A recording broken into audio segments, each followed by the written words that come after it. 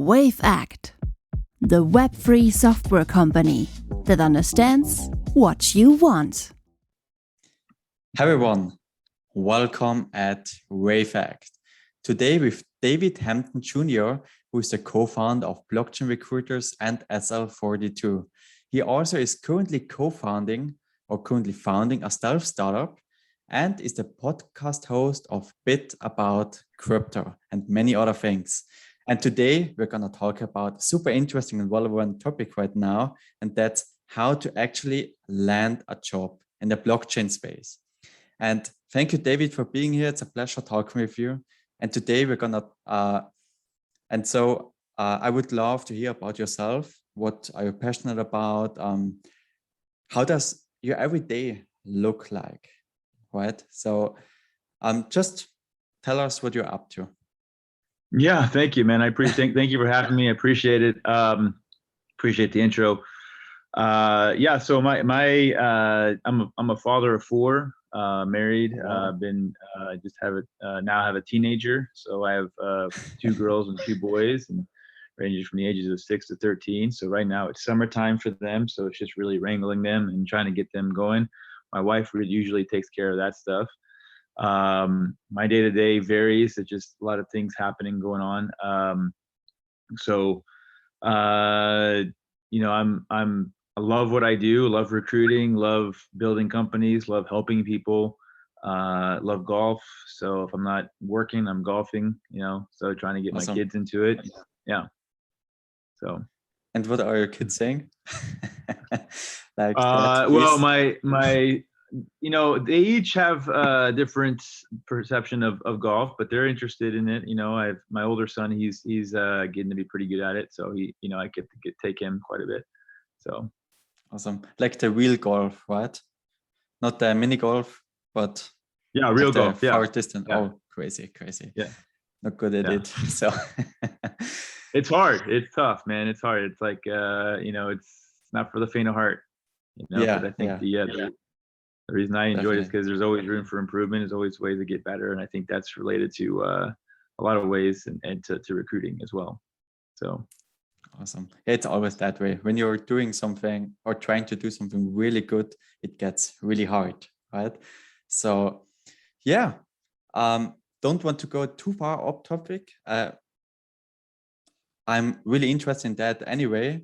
But so speaking of that, of blockchain recruiting, we all know that Web3 is actually very different from, or somehow the mindset is different, right, from the traditional space. Like when you're just applying for a regular mid-size tech company, for example. And I'm wondering somehow, do you think, or could you tell me if CVs like resumes are still a thing? Like if I'm applying for a crypto job, is it still something people do, or is it like even a no-go, for example? That's a good question. Here's how I'll answer it. I was thinking about this, Kevin. People typically are visual learners. They're visual people, right? I mean, and I would say the reason that a CV fits that is because people want to see or read what's been done or read about you, kind of thing. And so now, I mean, that's kind of why I think video is more popular, or has become more popular as of recently. And so I think that you might see more video resume type functions and that kind of thing coming about. I think that's already becoming a thing. And so really it's there's I think the resume CV is a way for someone to demonstrate how well they can write, how well they can be coherent on paper, even though in some cases, and people have had it written for them, so there's ways around it, obviously. But it's just one step in a step of getting to the end goal, which is I call it a work marriage, right? So it's kind of the think about recruiting, hiring, interviewing. It's all kind of like dating, right? So I mean, You ever? It's a long-term commitment, right?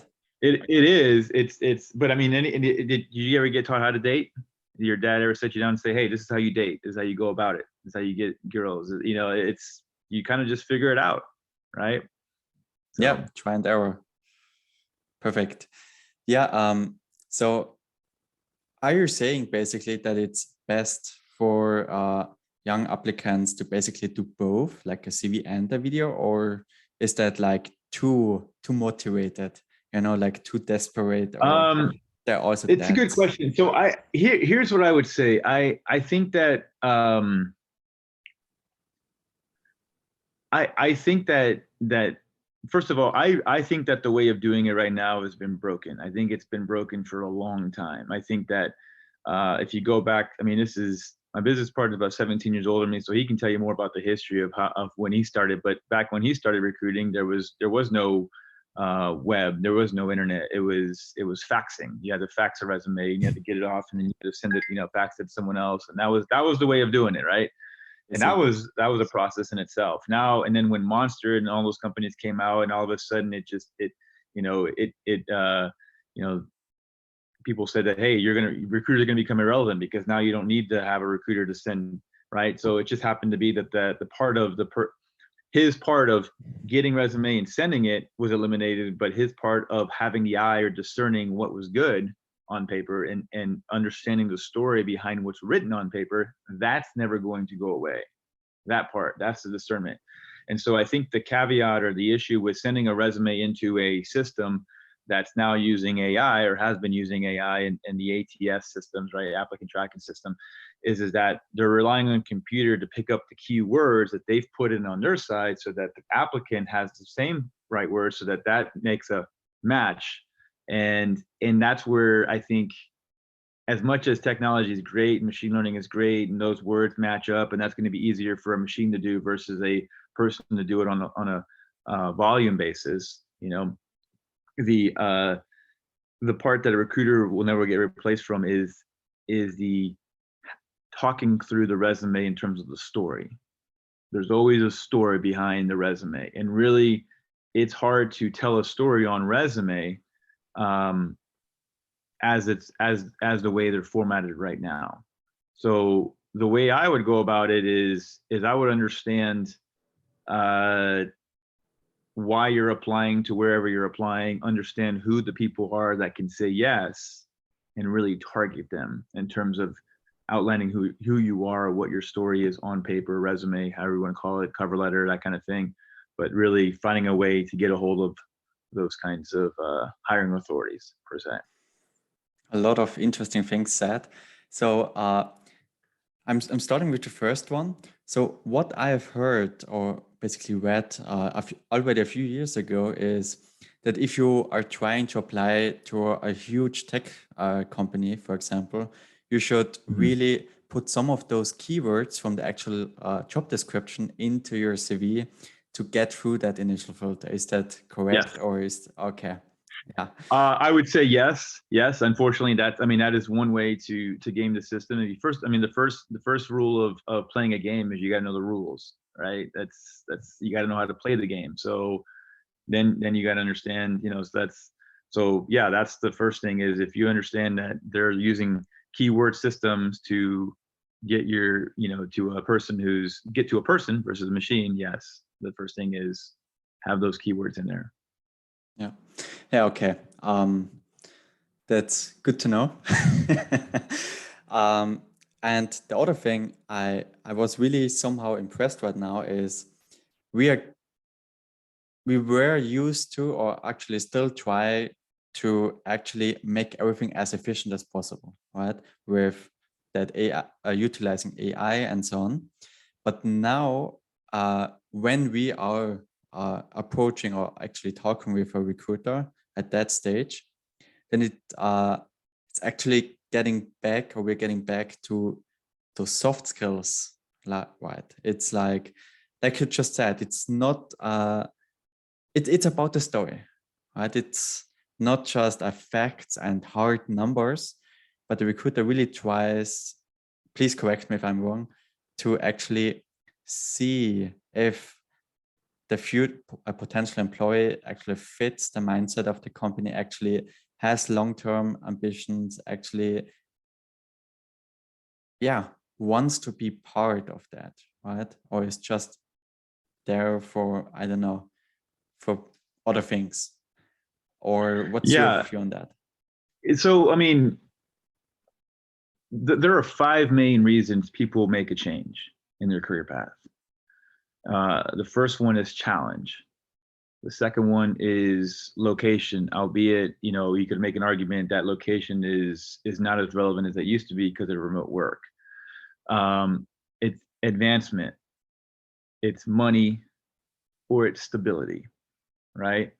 And so challenge, you talk about challenge, well, that's usually combined with advancement, because you maybe someone who's mastered their current situation or their current tasks, responsibilities, they're looking for just more, or they're looking to be more than just a cog on a wheel per se, right? In terms of doing the same thing over and over. They're unchallenged, or it's too mundane.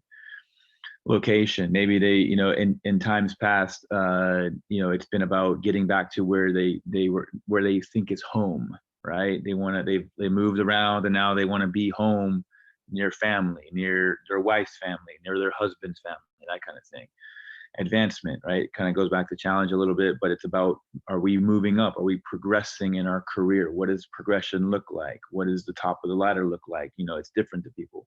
Money is always a motivator, but most people, it's not just about money, right? And if it is just about money, then they're kind of the wrong candidate for the position for our clients typically. And then there's stability. Stability is going to be a key factor right now, especially with the pendulum swinging towards employers and not enough jobs for candidates who are getting laid off, right? So the first thing that they're going to want to do, and it's going to be hard to balance, is going to be taking a job out of desperation just to have a paycheck, versus it being the right job for them to fulfill them spiritually, psychologically, mentally, that kind of thing, right? So, it's really, how should I say? There's a lot of things that go into understanding what the right fit is for the person off that resume, right? And so, we help candidates, we help clients, but really we're matchmaking in between. And there's an idea or profile that starts out by the client. Sometimes we got to push and kind of like prod and figure out, okay, is this really what you want, or do you really need this? Candidate is the same thing. You're kind of figuring out, are they really looking for one of those 5? Is it just money? So really it's a matter of lining up. And I go back to the analogy of, imagine you have a buddy who's looking for the perfect woman, right? And you start asking questions about what the perfect woman is, right? In addition to just looks, because first there's the law of attraction, right? And that matters. It matters in hiring as well. All right. The more attractive you are, these are biases that have been studied and researched and been supported in terms of how attractive you are is, fortunately or unfortunately, depending on who you are, it is a bias towards hiring you or not, right? Because that lends towards a competence factor, right? Whether it's true or not. Yeah, there have been many studies done, basically, right? I think that's really facts. Speaking of that, so how would you, since we are in an employer market right now, it's really hard for most people to get a job right now.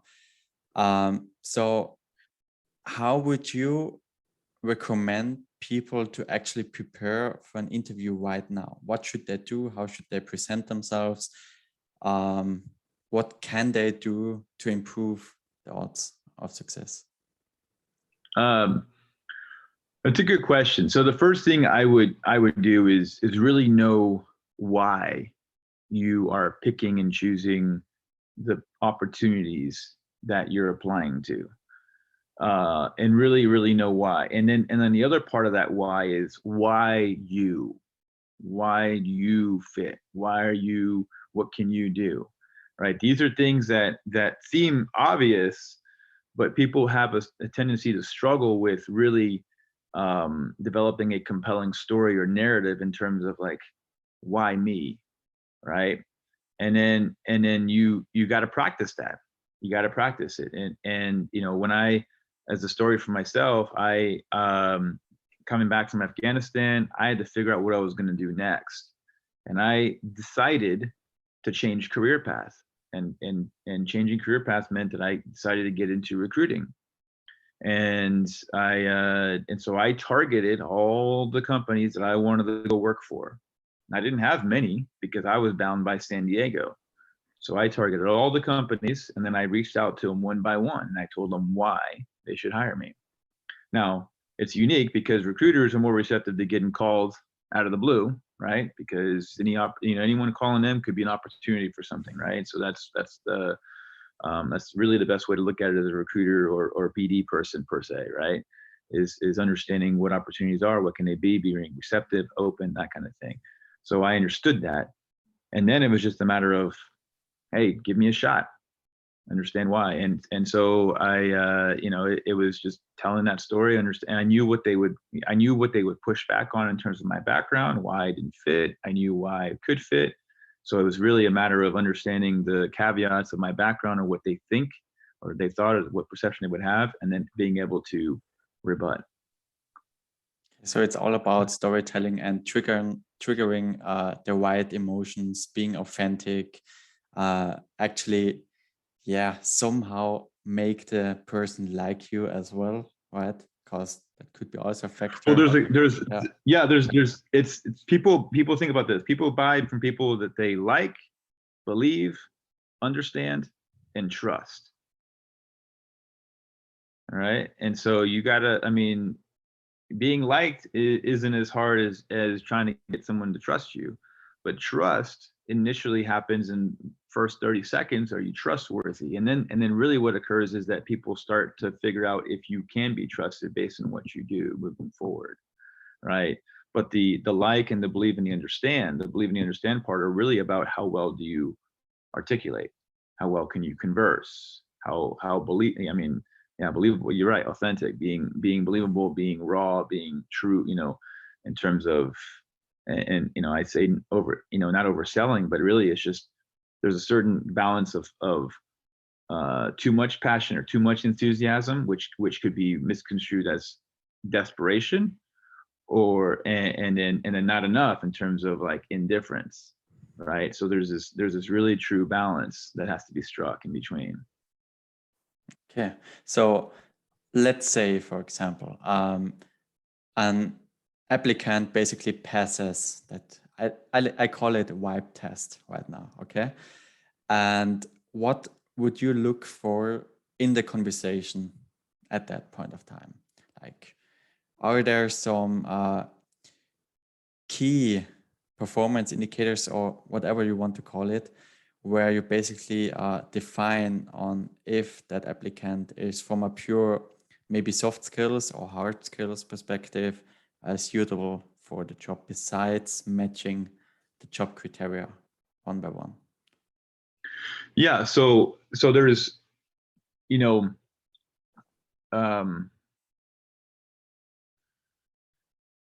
on the first, so the first thing is understanding the as you say, the hard skills, right? Understanding, can they do the job?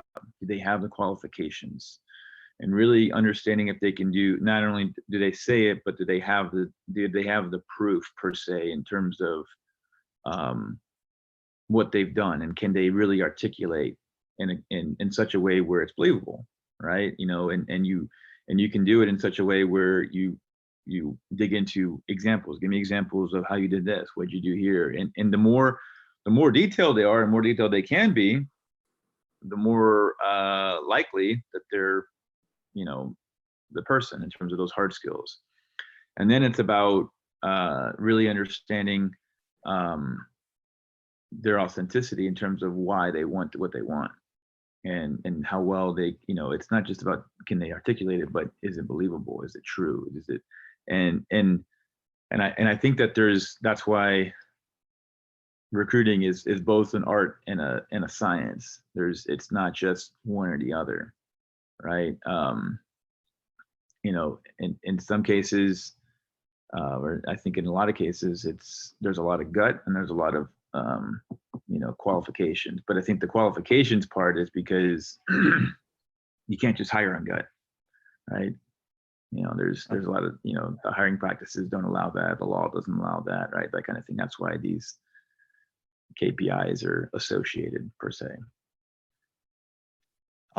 So that means you basically, or do you have some sort of a framework for that, like developed by yourself, or is that something that's broadly used by experienced recruiters, like tiny checkboxes or something like that?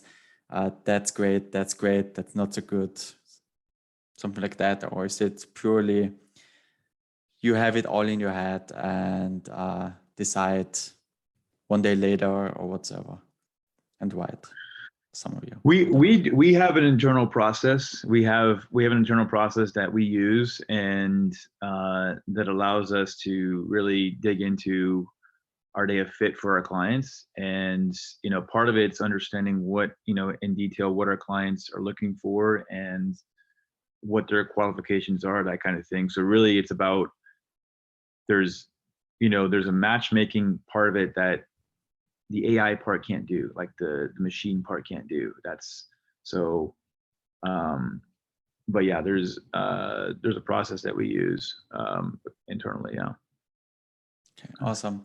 Yeah, as you said before, a machine basically can't look through the facts, right? You can, as a human, you ask more detailed questions, see how the facial expressions change and everything, right? Right. Tone, right. Yeah, exactly. Yeah, So, machine can't do that. Yeah.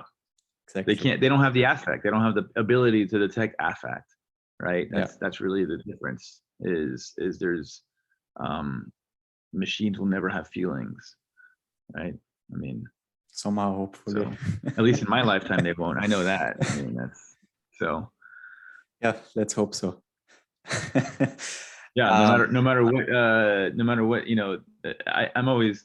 I mean, you're younger than I am, but I just remember like Terminator 2 and thinking like, oh man, that movie was ahead of its time. Like the Terminator 2, not the first, like not the last four or whatever, but it really was interesting to me. It came out when I was like 13, 14 years old. And I was like, man, this is, so, but progress, innovation happens faster and faster, right? So that's also something that somehow or sometimes is a little bit crazy, or how to say in English, unsettling, or yeah.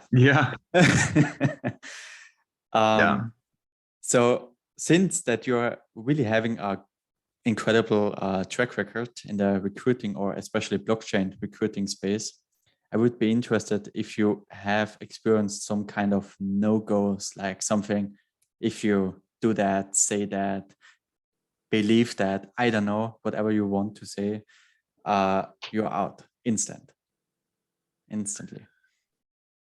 I think that if someone is, how should I say? I think that people know when people are being inauthentic. I think people, I don't know if people know that when people are truly lying. I don't think people are good lie detectors per se. However, I think that people can sense inauthenticity. And so the reason I say that is because the one thing that we would say we would disqualify a candidate for is like the only reason that they're looking to make a move is to make more money. Right? Is to me that's I'm not against making money, but the reason that people make, people are satisfied in their career if they have three main things: mastery, autonomy, and meaning. Right? If you have those three things in your current career path, like you know what you're doing, you feel competent, you're reliable, people rely on you, you're autonomous, you're trusted, you can do the things that you need to do, you don't need someone breathing down your back to do it, to micromanage you, and you believe that what you're doing has meaning, you believe that you're making an impact. Those three things lead to a lot of satisfaction in the career. The money typically is a byproduct. Now you're getting paid on top of that, right? So if someone comes to me and says, you know, if I reach out to them into a passive candidate and they say, yeah, I'm always interested, you know, I'll move for more money. I'm like, oh, okay. And then if that's really the only thing that they're really going to talk about, then I'm gonna say thank you for your time, but you know, I'll reach out to you when something's, you know, right, and I'll kind of just let it be. Won't burn the bridge per se. You know, the other thing I would say is, I think one of the mistakes that people make in interviews is they don't innately know or understand that it's a two-way interview process. You're not just the person being interviewed, you're also doing the interviewing. And so it's like dating. You wouldn't just let the girl ask you all the questions without you asking your questions, right? Hopefully. And then you wouldn't, you know, right? I mean, hopefully, right? Because then all of a sudden you're, you know, so it's just. So I think the mistake that people make in interviewing is that they don't have the proper questions prepared. And again, really, it's understanding, you know, why are they hiring? Why would they need you? What in their mind is the, you know, if it's just to say as an example, software engineer, I have a candidate who's interviewing and they don't ask, hey, tell me about some of the best software engineers that you've ever hired. And the interview says, oh, okay. And then they talk about, well, this, you know, what do they do? What that was successful, right? Now you're asking the person to describe what right looks like, what the right, you know, what the best software engineers are. So now the person understands intrinsically, okay, how do I match up with that? And now you can have a way of articulating your story, your narrative to fit that. People don't have people. So really, you know, it goes back to there's a book called the 7 Habits of Highly Effective People. The 5th habit is seek first to understand, then to be understood. So if you ask questions to get to an answer that they're asking you about, then you can give them a good framework for your response. Awesome. Yeah, learn to listen, right? As the saying also goes, right? The other direction. So in general, I really liked what you said in the beginning. It's about the purpose, right? I think maybe that's just me. Please correct me if I'm wrong. But maybe that's, I think, what most people are missing, right? Many people have a great workplace somehow, right? Many people are actually, somehow enjoy what they do. But yet, I feel like that, but as said, please correct me. Many people don't really see value in what they do, right? For whatever reasons. Maybe it's mindset, maybe it's the job could be really replaced by robot or whatsoever. I don't know. Yeah, but that's really interesting, especially because there are some or many stories basically where people see meaning in the smallest things, right? Where you basically create the meaning for yourself. And those are usually really the happiest people, right? There's so many, we just need to Google. It's crazy what that people that have less, I think we all know that, oftentimes, if they're not really struggling hard, happier than many people earning 100K or 6 digits plus, right? And there are also studies, I think, if you earn 80K in Europe, at least, that's quite well already, then you don't get more satisfaction by earning more. Maybe in the US, it's 100K, 150, I don't know, right? What do you think about that? Is that like, Kevin, you're... That's an interesting question. I think that it comes down to, I really do believe in meaning. I really do believe in understanding your purpose. I think the hardest thing about that is that it's easier said than done, right? Knowing what your purpose is, feeling it, getting it, like that's, I think, so for me, it took me 10 years to get to where I got to in recruiting. Like it took, I didn't know recruiting was a job. So I was a high school English teacher. I coached basketball. I worked for the military. You know, I was meandering. I was a nomad in my career. And was I satisfied in certain ways? Yeah. Did I make, you know, a good money here and there? Yeah, I did. You know, was it enough? I mean, no. I was, but you know, I think there's two ways of looking at that question. Is, you know, one, I think people, if people have the means to cover their basic necessities, all right, and they have their meaning and their purpose, then that I think leads to more satisfaction. I think where people in general tend to get in trouble is when they start wanting more and more and more, and they can't afford it, and then they get themselves into certain debt situations. Might be a slight tangent, but they're both related, because you can't just deal with the stress or manage stress that comes with not being able to afford whatever it is that you want to or need to afford, despite the fact that you might be satisfied in your career or like what you're doing, if you don't have enough to do so, right? So there's this, I think the truism is that finding what you love to do, being you know, purposeful in that, and exponentiating or augmenting your path for wealth, you know, not just monetarily, but just it's just a mindset, I think. Then, because when I talk about that, I'm thinking about gratitude. I'm thinking about, what do you have versus thinking what you don't have, and so, you know, the first thing that I think about is,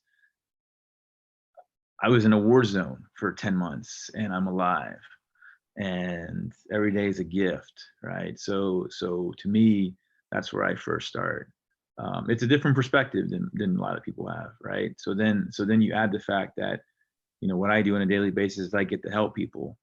I get to help advise. I get to help them get to, it's, what I sell is different than what most people sell, right? And I don't really believe I sell anything. I believe that I offer up a solution to someone's problem.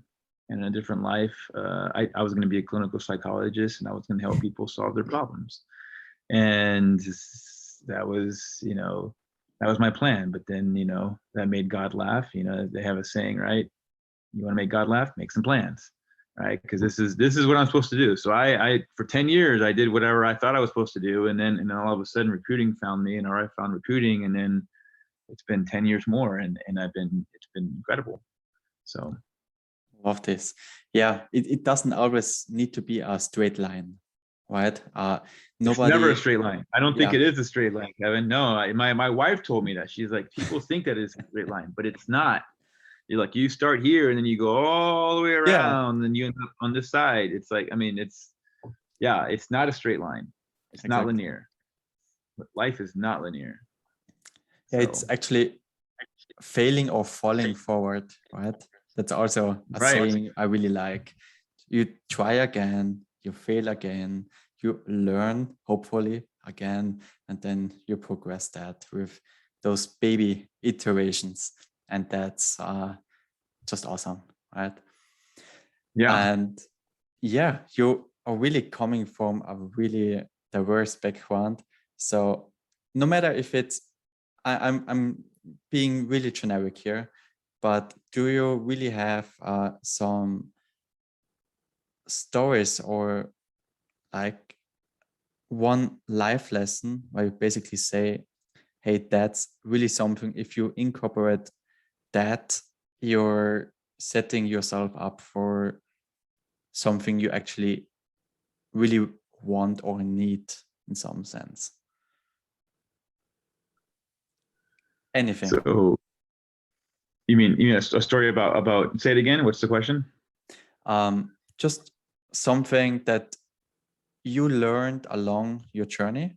Doesn't really need to be strongly associated with recruiting right now, but just what I would say experience made you rethink your life, or we say, oh wow, that's how I want to live my life, right?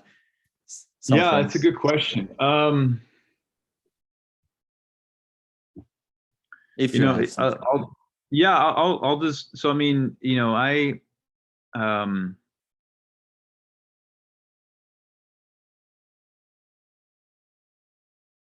I've done a lot of different things in my life. And the thing is if you told me, hey, do all these things, and then you end up being the CEO of a recruiting firm, I would be like, what? That doesn't make any sense. It makes no sense whatsoever. I'm not going to do that. I'm just going to go be a recruiter at 24.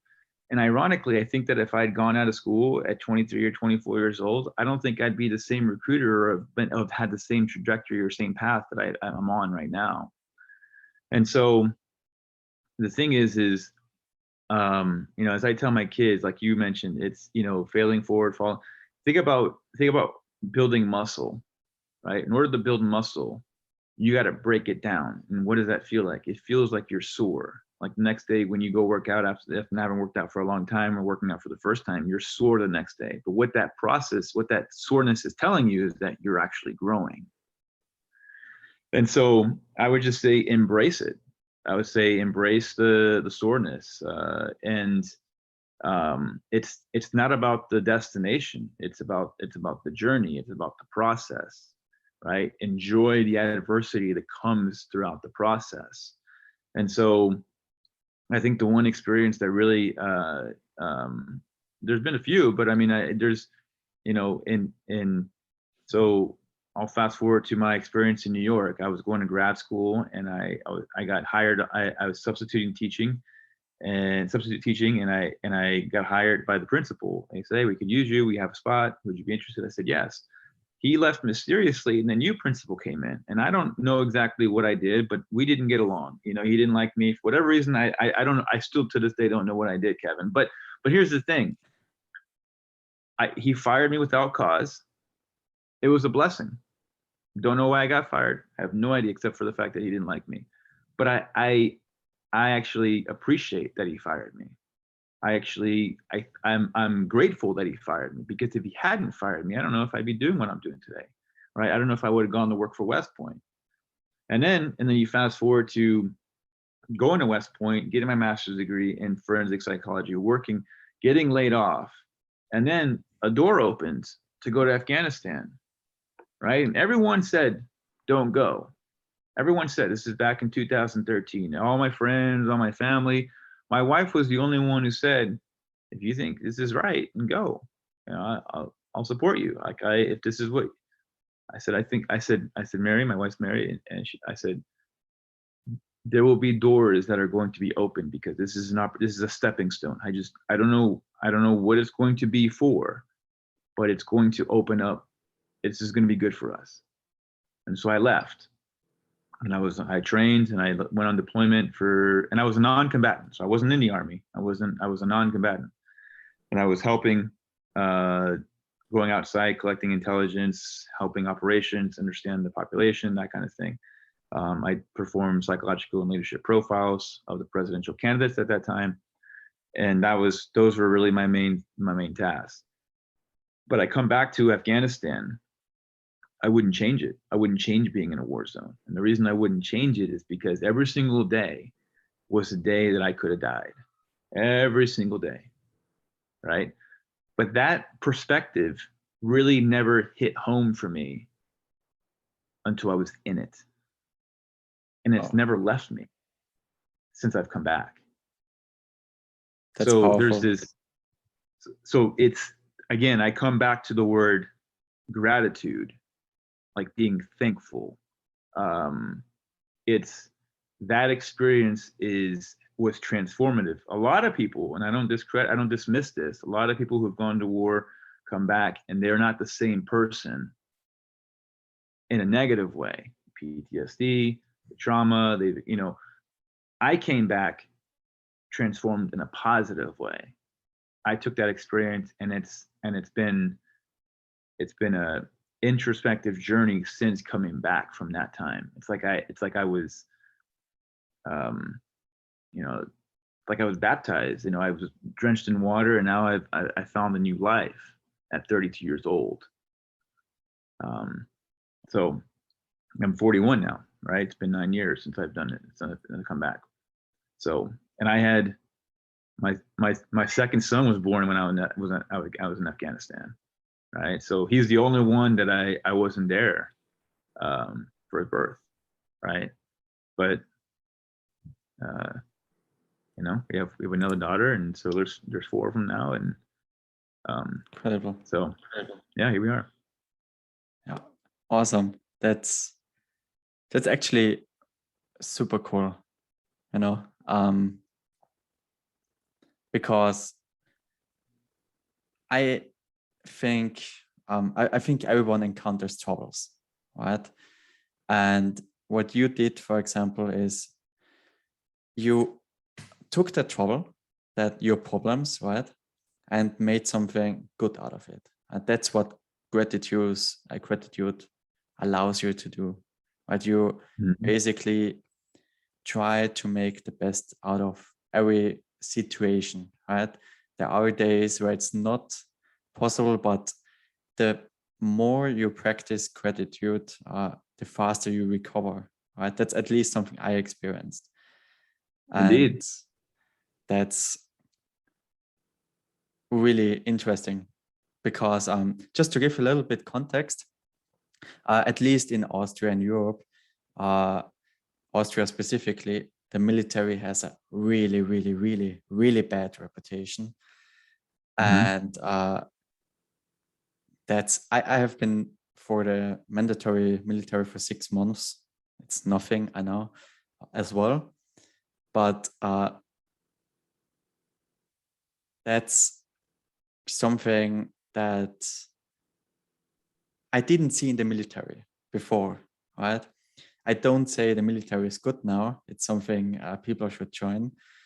But it's an interesting perspective that I could die now, right? Everyone knows it, right? Everyone, or some people even are aware of that or telling themselves that and try to enjoy. But having that mindset on a consistent basis is something, yeah, just cool. That's the only word I have. I had a buddy who he deployed, and he's a few years old. He's 12 years older than me, and I asked him. He had deployed during the Gulf War, and I said to him, I said, "Do you have any advice for me?" And he said, "Just treat every day like it's your last, and you will do a great job." And that's what I did. That's really what I did, Kevin. I mean, and so it just every day was a blessing, right? And so I mean, yeah, I think that it's a unique perspective. I know my experience is different than most people, so I can appreciate that. You know, so it's but yeah, I mean, it's think about, you know, whether you like joining the military, being in the military, you think about what it can do for you, and then you kind of just tackle that, right?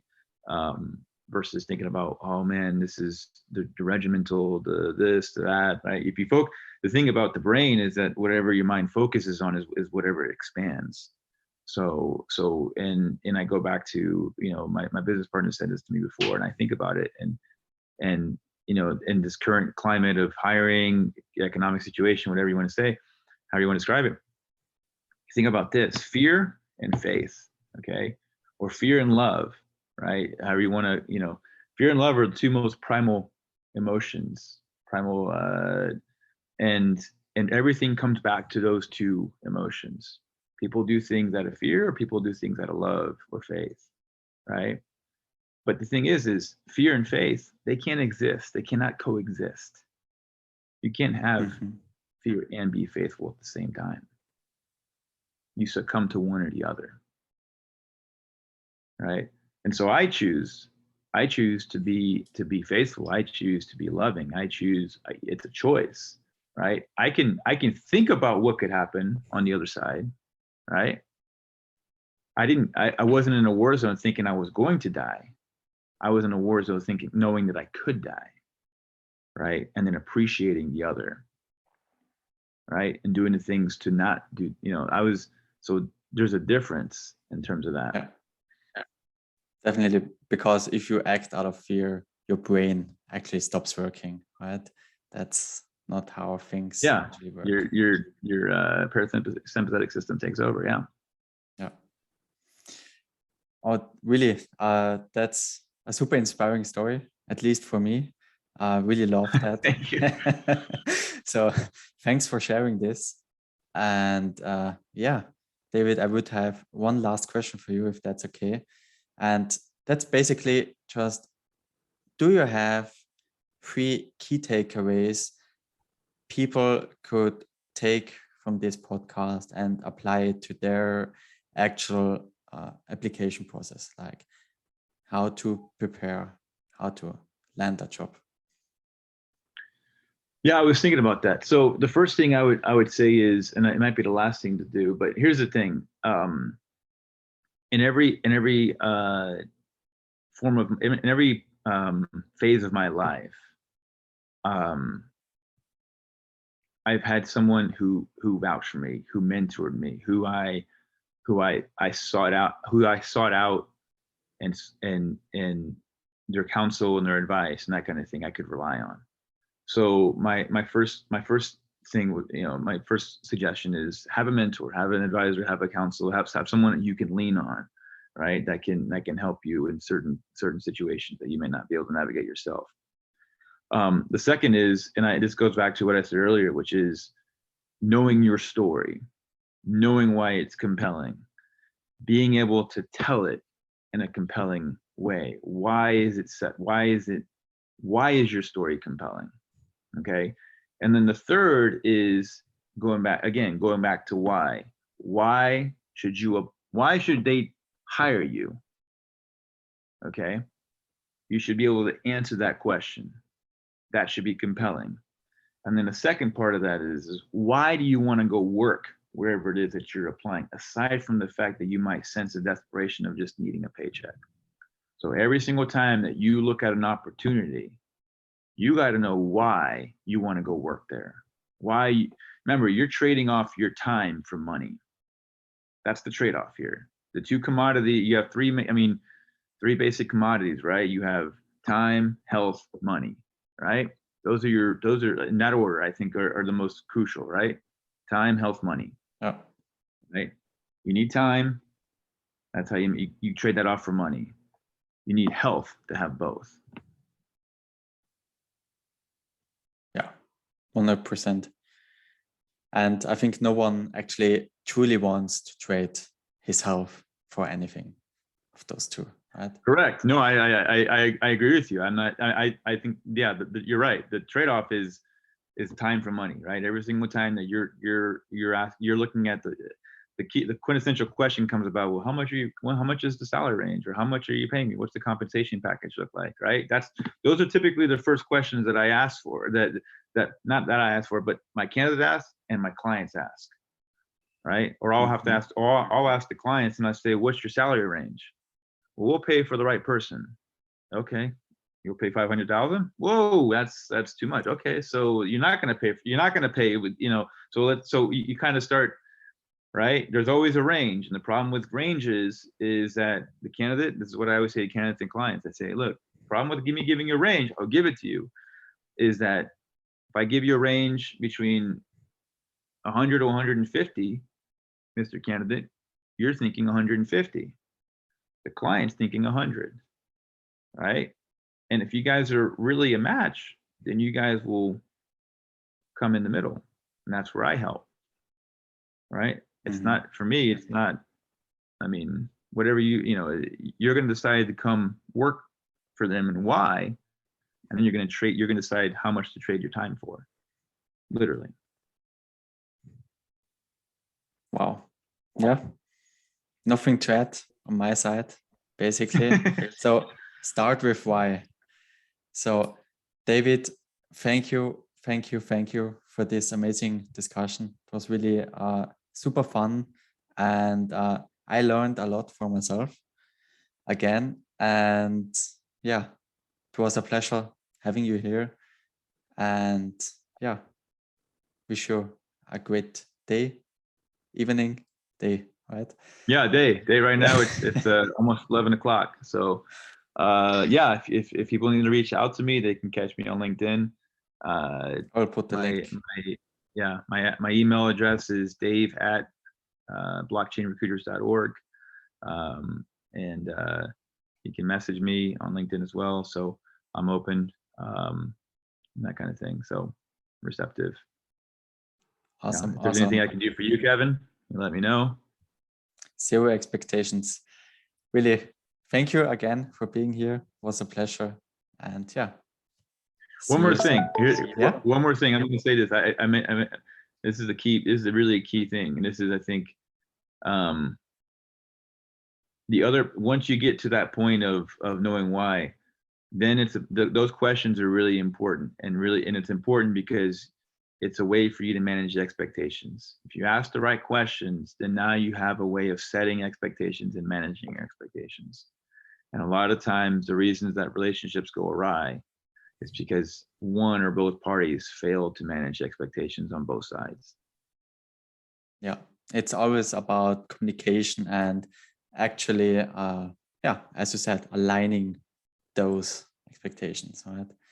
Right. And yeah, but really, you can view that almost in the street, right? So 100% agree with that. And yeah, really, thank you for that great ad. Thank you, Kevin. All right, man. Take care. Bye. You too. Bye. Wavect, the web-free software company that understands what you want.